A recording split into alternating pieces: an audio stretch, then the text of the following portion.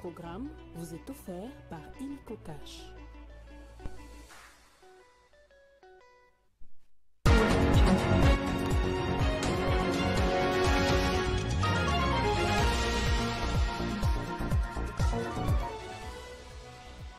Exceptionnellement, pour ce vendredi, la 19e réunion du Conseil des ministres a été délocalisée pour Kisangani. Les membres du gouvernement qui n'étaient pas dans la suite du chef de l'État en mission officielle dans la Tchopo ont fait les déplacements pour prendre part à la revue hebdomadaire des dossiers importants du pays.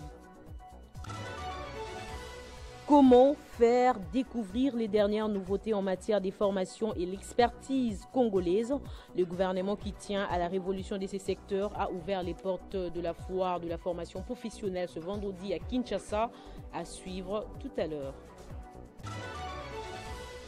Révision constitutionnelle, la question fait couler encre et salive. La Sanko dit s'opposer au schéma et trouve inopportune la démarche. Voilà tout pour les sommaires. Madame, Monsieur, bonsoir. Révision constitutionnelle, on en parle encore après la sortie médiatique du chef de l'État, Félix Tshisekedi, sur la révision ou changement de la Constitution. La conférence épiscopale nationale du Congo a donné son point de vue sur cette question. La Sanko dit s'opposer au schéma et trouve inopportune la démarche du parti au pouvoir. Elle recommande plutôt au président de la République de privilégier les sociales et la situation sécuritaire dans l'Est du pays. Donatien Cholet était l'invité de Jean-David Kilolo dans l'émission Décryptage. Suivez un extrait choisi par la rédaction. Le mémorandum adopté par tous les évêques, sur cette question, les évêques ont dit ceci. Ils ont exhorté le chef de l'État à bien réfléchir sur cette question, qui est une question très délicate. Si ce n'est pas bien traité, c'est une question qui peut déstabiliser le pays. Ce sont les hommes de terrain qui parlent, ils savent de quoi ils parlent. Et le chef de l'État avait bien réagi, à mon avis. Il a dit que c'est vrai, il y a des questions qui méritent d'être soumises à une réflexion par rapport à la Constitution, mais pour lui, ce n'était pas quelque chose de pressant. Et puis, il n'avait pas l'intention de le faire pour s'éterniser au pouvoir. Lui, c'était un démocrate. Quand son mandat finit, et par une très bonne réaction. Et il a ajouté que dans les conditions sociales actuelles, ce ne serait pas normal qu'on puisse aller à un référendum, parce que la Constitution, si on doit refuser le changer, il faut un référendum, au moment où le pays a besoin de l'argent pour le social. Là, je commente les propos du chef de l'État. Donc, qui dit référendum, dit pratiquement élection et dit beaucoup d'argent. Une réponse, je crois, assez responsable. Et quand j'ai entendu le ministre de Communication dire que ce n'est pas à l'ordre du jour, je n'ai trouvé ça que normal. Et les évêques disent attention, c'est une question, si elle n'est pas bien traitée, peut déstabiliser le pays.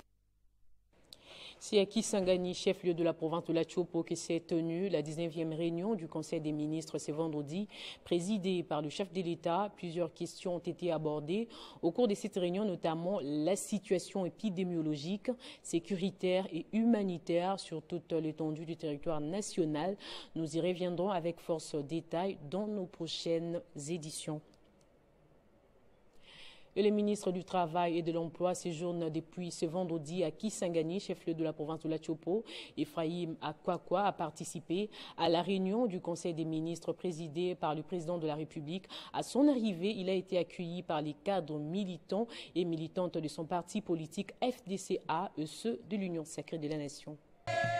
Les cadres militantes et militants de l'AFDC, l'Alliance des forces démocratiques du Congo, se sont rendus massivement à l'aéroport international de Bangoka pour accueillir l'un de leurs élevé en dignité par le chef de l'État comme ministre de l'Emploi et du Travail.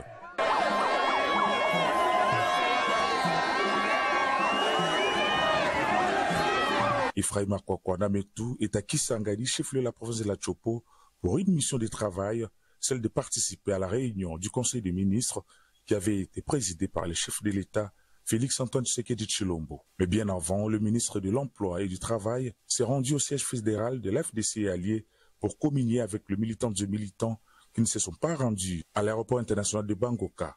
Sur place, le ministre Faï Makwakwa a remercié les cadres, militants de ces partis politiques, chef au sénateur Modeste Bahati Lukwebo pour la mobilisation et l'accueil réservé au chef de l'État, Félix-Antoine Tshisekedi Tshilombo. La foire de la formation professionnelle a ouvert ses portes à Kinshasa depuis l'Institut pilote des sciences de santé, INPSS, la première ministre étant absente pour des raisons d'État. C'est le vice-premier ministre, ministre en charge de la fonction publique, qui a donné les goûts des activités de cette foire qui a, juste après la cérémonie d'ouverture, enregistré son premier panel d'échange avec comme thème adéquation, formation, emploi et apport du PPP pour une formation professionnelle de qualité.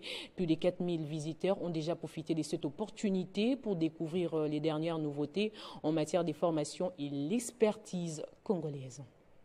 Absente de la capitale congolaise pour des raisons d'État, la première ministre, chef du gouvernement, s'est fait représenter par le vice-premier ministre, ministre en charge de la fonction publique, Jean-Pierre Liao, en présence d'un parterre d'invités, des sénateurs, députés nationaux et membres du gouvernement, ainsi que les vice-gouverneurs de la ville de Kinshasa. La cérémonie d'ouverture a été marquée par quelques allocutions, notamment le mot de bienvenue du comité d'organisation, celui du bourgmestre de la commune de Kassavobo. Le directeur général de l'Office national de l'emploi, qui a présenté son organisation, a salué l'initiative de la création de cette foire par le ministre de la formation professionnelle, Marc Ekila, qui a même songé à offrir une tribune d'expression à l'ONEM. Il faut dire que l'ouverture de cette foire est un pari gagné pour le ministre de la formation professionnelle, maître Marc Ekila Lukombo, qui a indiqué que cette foire, dont l'objectif principal est de vendre le secteur de la formation professionnelle, vise donc à susciter un intérêt particulier au profit de ces secteurs, clés du développement, selon la vision du chef de l'État Félix-Antoine Tshisekedi, en quête de la création d'emplois, et ceci passe nécessairement par la formation d'une main-d'œuvre qualifiée. Je voudrais souligner haut et fort l'instauration de la foire de la formation professionnelle auprès de toutes les couches de la population. Elle entend démontrer que ces domaines ne concernent pas que le décalé, le refoulé ou le raté du système éducatif classique, mais elle concerne tous les domaines et secteurs de la vie nationale. À son tour, dans son mot des circonstances pour le lancement des travaux, le vice-premier ministre, ministre de la fonction publique, a au nom de la première ministre ouvert la première édition de la foire de la formation professionnelle. Au nom de son Excellence, Madame la Première ministre, chef du gouvernement, je déclare donc ouverte la première édition de la foire de la formation professionnelle dans notre pays. Après une brève participation au premier panel de cette foire, le seul pour cette première journée, Maître Marc Ekila a conduit le vice-premier ministre, ministre de la fonction publique, à une visite des stands. En effet, plusieurs stands des centres de formation, dont ceux des privés, vont exposer durant cette foire avec comme opportunité des adhésions au choix ouverts aux jeunes désireux d'apprendre des métiers. Ceux-ci ont la possibilité de s'enregistrer en vue de souscrire à une filière de leur choix et c'est gratuit grâce à l'apport de partenaires. En séjour à Kisangani, la ministre des Affaires sociales, Action humanitaire et solidarité nationale, Aziza Mounana Nathalie, a profité de l'occasion pour visiter l'orphelinat national Marie-Antoinette Mobutu. Objectif, s'imprégner des conditions de vie des orphelins et promet sa réhabilitation le plus vite possible. L'orphelinat de Kisangani est un patrimoine d'un potentiel énorme pour le ministère des Affaires sociales, Action humanitaire et solidarité nationale. Sa seule existence est la cristallisation de cette solidarité, comme l'explique son directeur général. C'est l'argent des 6 provinces de la République démocratique du Congo qui a permis la construction de cet orphelinat. La parcelle est de 16 hectares 30 arts. Alors maintenant, qui doit protéger les bâtiments? Il a plu au ministère des Affaires sociales à l'époque de pouvoir placer les étudiants ici. Nous sollicitons la réhabilitation parce que dans la rue, nous avons beaucoup d'enfants orphelins, beaucoup d'enfants de situation de forte précarité, beaucoup d'orphelins dans la rue, mais on peut les récupérer. Et pourtant, 56 ans après, l'orphelinat est fantomatique. Toute l'étendue est envahie par l'herbe sauvage. Les vieilles bâtisses gardent tout de même le vestige de leur splendeur passée. Nathalie Azizamounana, ministre des Affaires sociales, Action humanitaire et solidarité nationale, tient à réhabiliter l'orphelinat. Pour cette deuxième fois, à l'orphelinat de Kisangani, la ministre veut s'assurer du document des plaidoyers. Ça ne manque pas de susciter des scènes de joie, danse, écrits rythmés. L'enceinte compte un centre de santé, d'ateliers de formation professionnelle, une ancienne chambre froide, des dortoirs de 600 personnes et réfectoires, une salle de fête et une salle de lecture à côté d'une bibliothèque.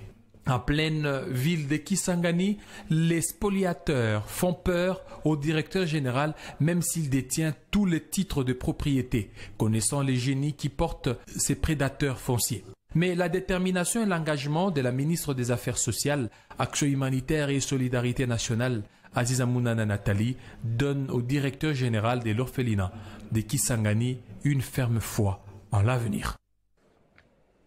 Et la Fondation internationale pour les systèmes électoraux a organisé la première édition du Forum des femmes parlementaires à Kolwezi, chef-lieu de la province du Lualaba, jeudi. Ces assises qui réunissent toutes les élus de la République démocratique du Congo ont été officiellement lancées par la gouverneure de province Fifi Masuka Saini dans la salle des plénières de l'Assemblée provinciale en présence des membres du gouvernement provincial du Lualaba et de plusieurs autres autorités politico-administratives.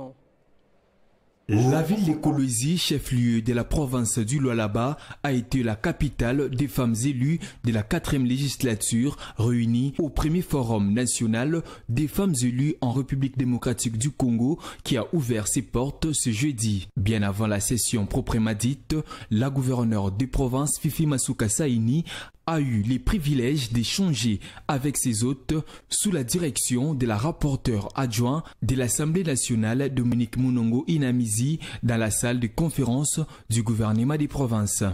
C'est vraiment un plaisir pour nous de nous retrouver aujourd'hui enfin à Kolwezi. Je dis enfin parce que moi je suis d'ici, je suis élu du territoire de Lubudi, donc dans le Lualaba. Mais pour nous, c'était une opportunité en or de voir qu'il y a une femme qui a été élue, la seule femme élue gouverneure de province de toutes les 26 provinces. Juste après, toutes les délégations se sont dirigées à l'Assemblée provinciale où s'est ouverte la première édition du Forum national des femmes parlementaires de la 4e législature.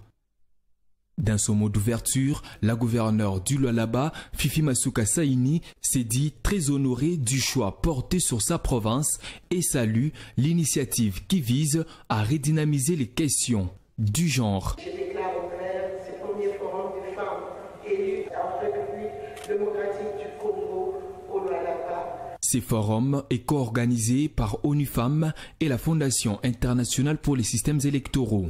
Pour ces premiers jours, quelques panels ont été décortiqués, dont l'apport de la CENI dans la participation des femmes au processus électoral, la contribution des partenaires au processus électoral, ainsi que les leçons apprises sur la participation des femmes aux élections. 10 km de route de la cité de Kasenga seront asphaltés, une première dans cette cité des territoires du même nom dans la province du Haut-Katanga. Le lancement officiel de ces travaux est intervenu mercredi 23 octobre 2024 sur l'avenue Salongo à Kasenga et c'est le gouverneur de province Jacques Kabula Katwe accompagné de quelques élus provinciaux qui a procédé au lancement. Les détails dans ce reportage. Pour la première fois de son histoire, la cité de Kasenga, située à plus ou moins 220 km de Lubumbashi, aura des routes asphaltées construites à neuf, comme c'est déjà le cas à Kambov, à Kipushi, à Sakanya, Kasumbalesa et Likasi.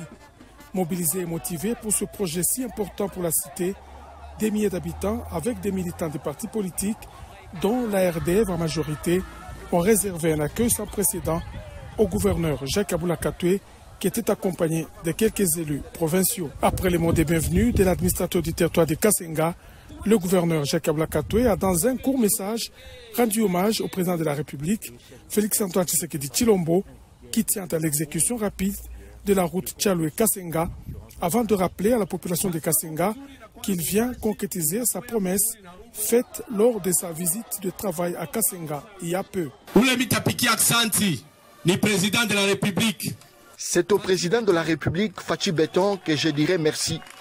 Puisque lorsque je lui ai soumis le projet de construction des routes de Kasenga, il m'a autorisé, il m'a dit, va lancer le travaux de 10 km à Kasenga.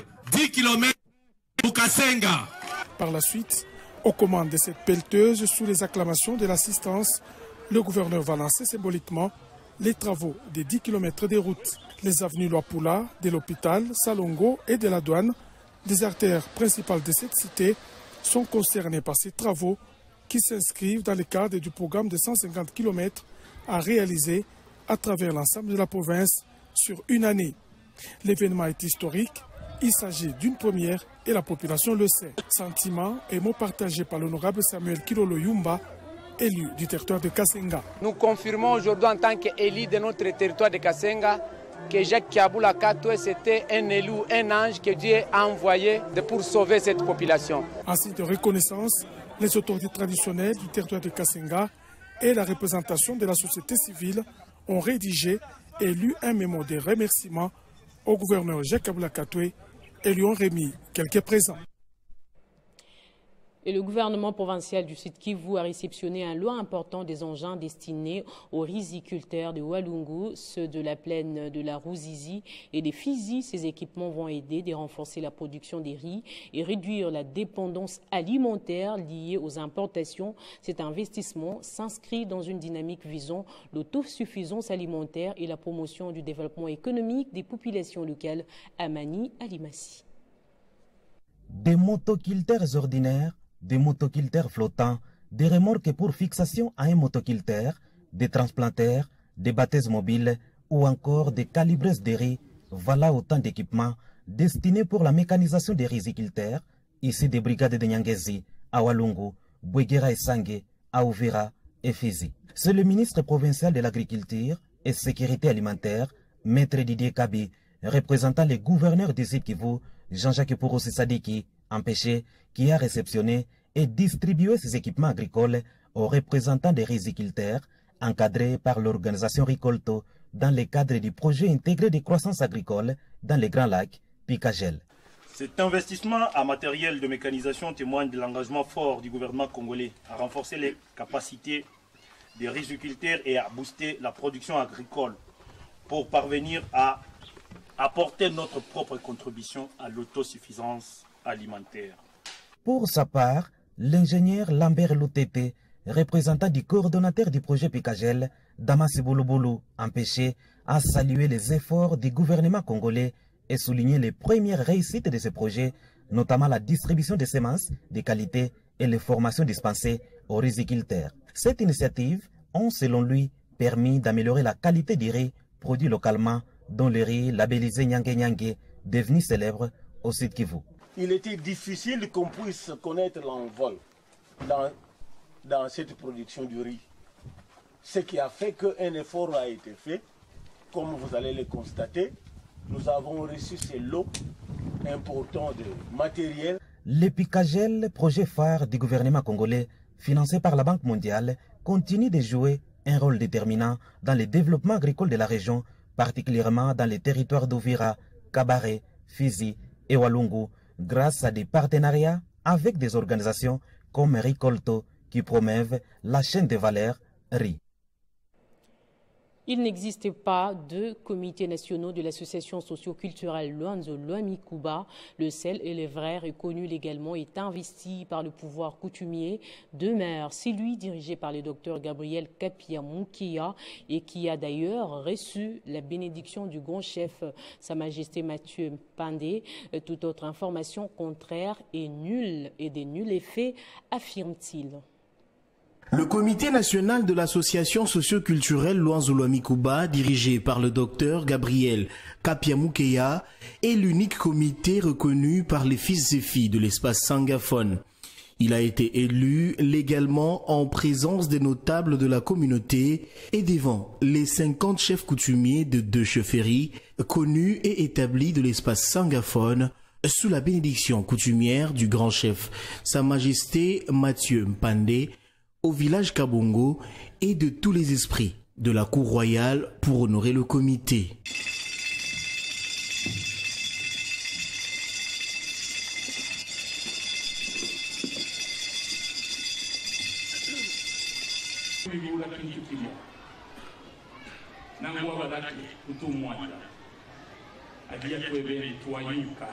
La coutume oblige, le comité Kapia a été présenté devant Sa Majesté Godefroy Munongo, Kaneranera, en présence de tous les 7 chefs des regroupements et devant la Fondation katangaise ainsi que l'ensemble des associations socioculturelles du Grand Katanga. Les ennemis de la paix et de la famille sangaphone à la recherche des intérêts égoïstes ont procédé aussi à l'installation d'un comité des fraudeurs qui ne marche pas selon la vision du chef de l'État, Félix Antoine Tshisekedi.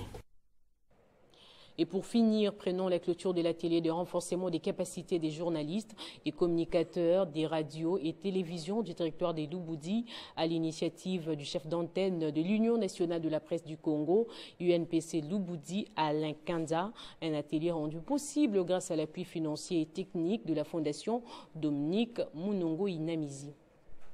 La Fondation Munongo Inamizi à la rescousse des journalistes et communicateurs des radios et télévisions du territoire de Lubudi à travers un appui financier et matériel à l'organisation d'un atelier de renforcement de capacité organisé à Fongoromé du 21 au 22 octobre 2024.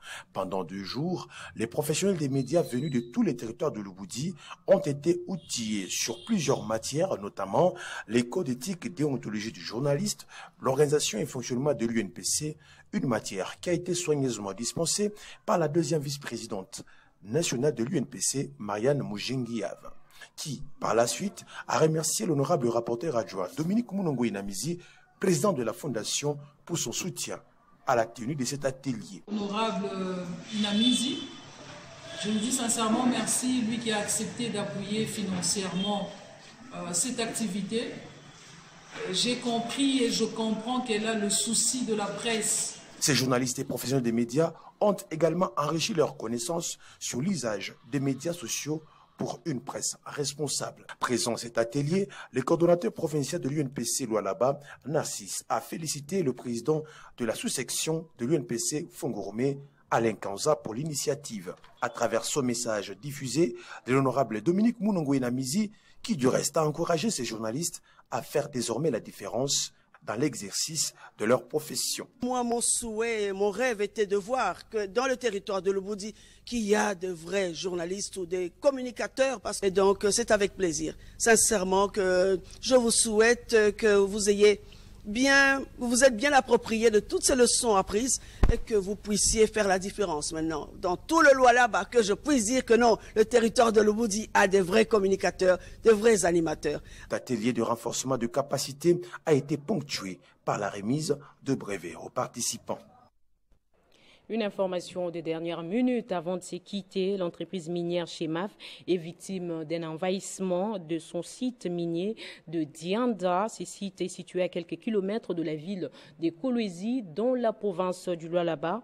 À ces jours, les agents des Chemaf sont menacés de mort par des militaires qui occupent les sites.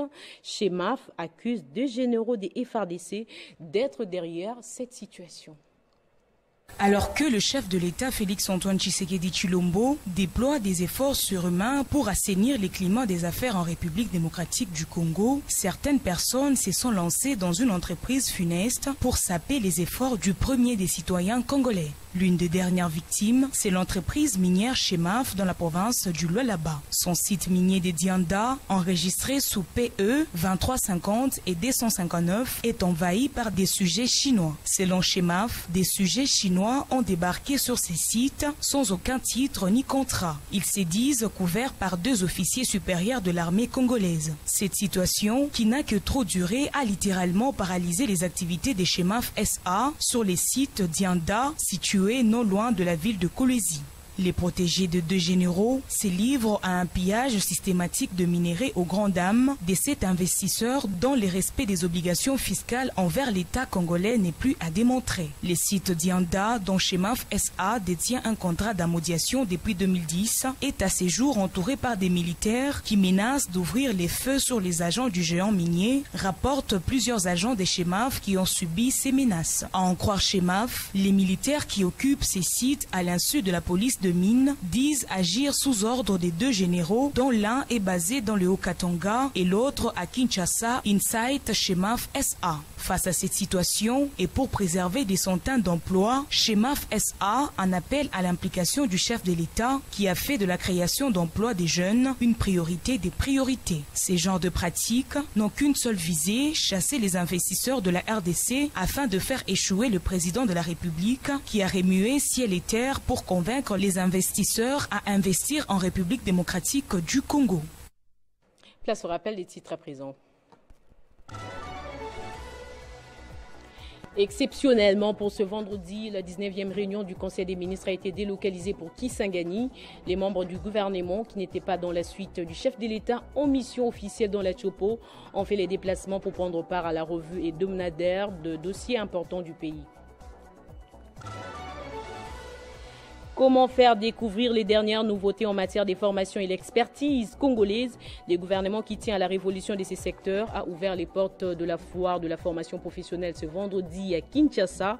Vous avez suivi les détails dans ce journal. Révision constitutionnelle, la question fait couler encre et salive.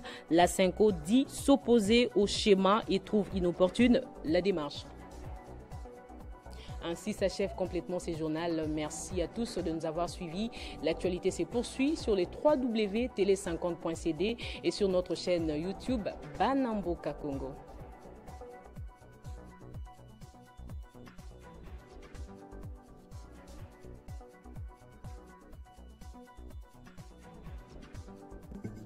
Retrouvez toute l'actualité en continu sur www.tele50.cd. Ce programme vous a été offert par Illico Cash.